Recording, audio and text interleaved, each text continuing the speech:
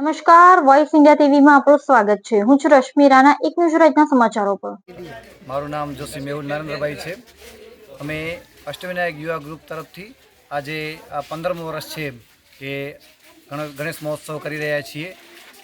એનો અમારો હેતુ એ છે કે આમાંથી જે ફંડ ફાળો આવે એના દ્વારા કે જે રખડતા ઢોર છે, પછી ગાયો છે, કૂતરાઓ છે, એના માટે કોઈ પણ ગાયો માટે ચારો, કૂતરાઓ માટે રોટલા, એ બધું અમે એનામાં કાર્ય કરતા હોઈએ। અને 3 દિવસ દરમિયાન પ્રથમ દિવસે શોભાયાત્રા, પછી સાંજના સમયે સત્યનારાયણ ભગવાનની કથા, રાત્રિના નાના નાના બાળકોનો સાંસ્કૃતિક કાર્યક્રમ ગોઠવતા હોઈએ છીએ। બીજા દિવસે સવારના આરતી અને રાત્રિના મહાઆરતી અને દાંડિયા રાસનું આયોજન થાય છે।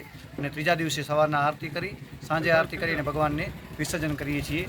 અમારો રાબેતા મુજબનો આજ પહેલા વર્ષથી કરી અને 15મા વર્ષ સુધી આ અમારો કાર્યક્રમ રહે છે।